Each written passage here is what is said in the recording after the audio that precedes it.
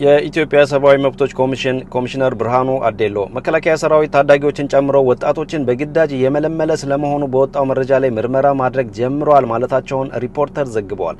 ብርሃኑ በርካታ ወጣቶች በግዳጅ ለውትድርና እየተመለመሉ ስለመሆኑ ለኮሚሽኑ መረጃ እንደሰጡ መግለጻቸውን ዘገባው ጠቅሷል። ኮሚሽኑ በጉዳዩ ላይ በጀመረው ምርመራ ዙሪያ ከመከላከያ ሰራዊት አዛዦች ጋር መወያየቱንና አዛዦቹም ምልመላ የሚደረገው በሰራዊቱ መስፈርቶች መሰረት ብቻ መሆኑን እንደገለጹ ኮሚሽነሩ ተናግረዋል ተብሏል። መንግስት ነባሩን የተሽከርካሪዎች ሰሌዳ ሊቀይር መሆኑ መዘገቡ ይታወሳል። አዲስ የሚዘጋጀው ሰሌዳ የተሽከርካሪውንና የባለንብረቱን መረጃዎች የያዘ ቺፕስ እንደሚገጠምለት የትራንስፖርትና ሎጂስቲክስ ሚኒስቴር አስታውቋል።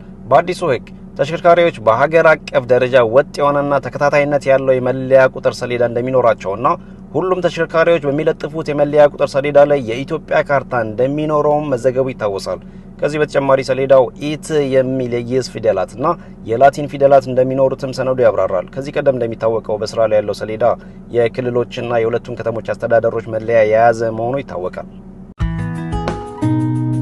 ደብረጽዮን ገብረ ሚካኤል የሚመሩት የህወሓት ቡድን ፌዴራል መንግስቱ የትግራይ ግዛቶችን በኃይል የያዙ የታጠቁ ኃይሎችንና ሰፋሪዎችን በአስቸኳይ እንዲያስወጣ ዛሬ ባወጣው መግለጫ በድጋሚ ጠይቋል። ቡድኑ ተቀዳሚ አጀንዳው በኃይል የተያዙ ግዛቶችን ማስመለስና የህዝቡን ህልውና ማረጋገጥ መሆኑን በመግለጫው ላይ ጠቅሷል።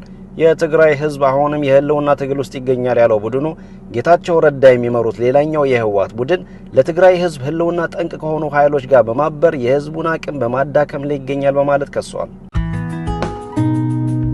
የፕሬዝዳንት ዶናልድ ትራምፕ አስተዳደር በዓለም ዙሪያ ድህነትን የመዋጋትና ዲሞክራሲን የማጎልበት ተልዕኮ ያላቸውን ተቋማት ለመዝጋት ማቀዱን የአሜሪካ ዜና ምንጮች ዘግበዋል። የትራምፕ አስተዳደር ባዘጋጀው ረቂቅ የበጀት ሰነድ የመንግስት የበጀት ድጎማ ያልተመደበላቸውና በቅርቡ ሊዘጉ ይችላሉ ከተባሉት መካከል የአሜሪካ ኢንስቲትዩት ፎር ፒስ፣ ዘ ናሽናል ኢንዶውመንት ፎር ዲሞክራሲና ዩኤስኤ ኤጀንሲ ፎር ግሎባል ሚዲያ እንደሚገኙበት ዘገባዎቹ ጠቅሰዋል።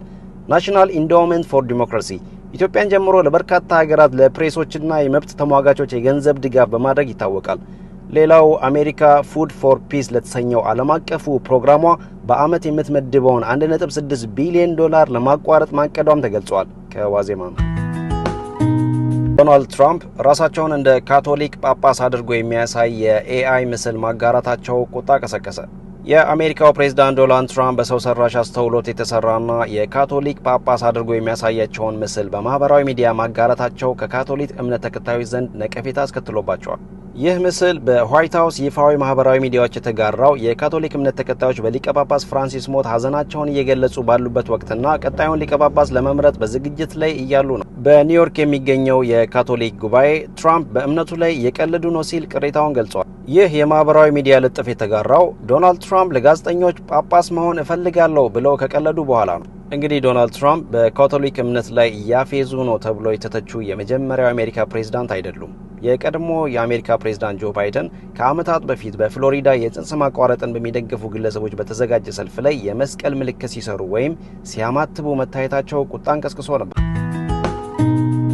ሁቲዎች ያስወነጨፉት ሚሳኤል የእስራኤል ዋና አውሮፕላን ማረፊያ አቅራቢያ ወደቀ። በፍንዳታው 4 ሰዎች የተጎዱ ሲሆን 2 ሰዎች ደግሞ ወደ መሸሸጊያዎች በሚያመሩበት ወቅት ጉዳት እንደደረሰባቸው የእስራኤል ሚዲያ የአደጋ ጊዜ ሰራተኞችን ጠቅሶ ዘግቧል።